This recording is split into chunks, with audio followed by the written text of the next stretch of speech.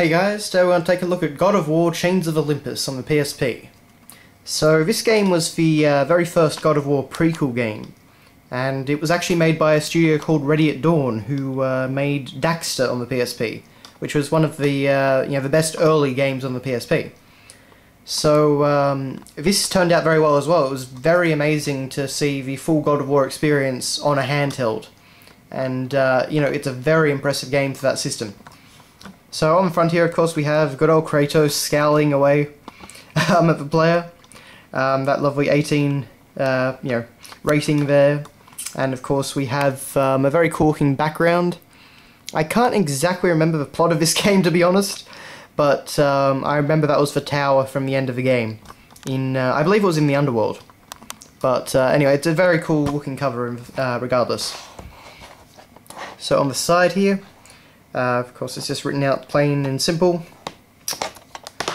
And then on the back we get our screenshots. And again, if you look at this, it's very close to the PS2 games in terms of visual fidelity.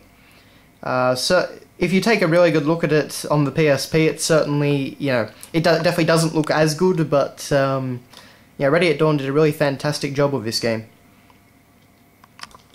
But anyway.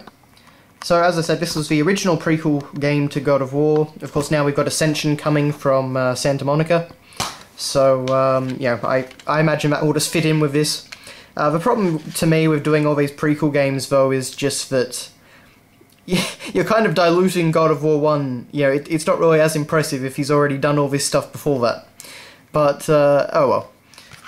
So, of course, we have the UMD. Nothing too interesting on it, just the kind of God of War logo with the writing around it.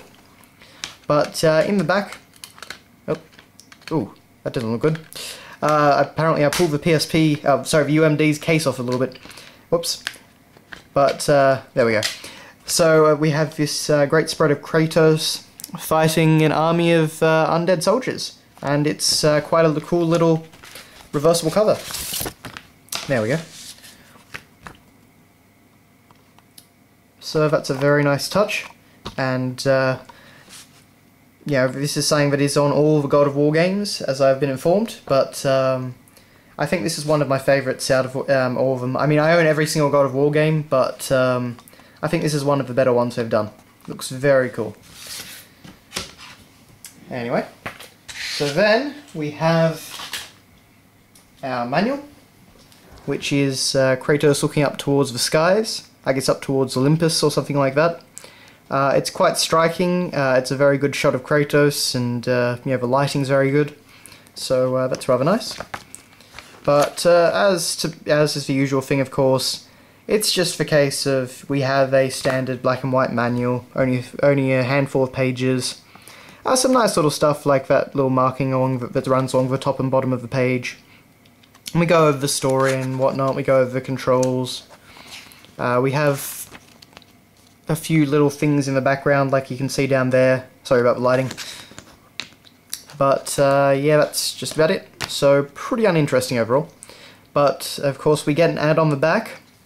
Of course, we have the God of War logo, and we have PlayStation 3. So, coming soon. And, of course, that was God of War 3. Then we have a little pamphlet for the PlayStation Network.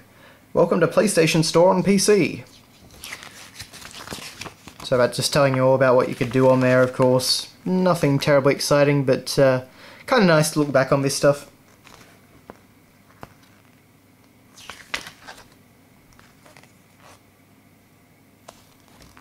Downloading PS1 games, demoing PSP games. Good old Loco Roco. And yeah.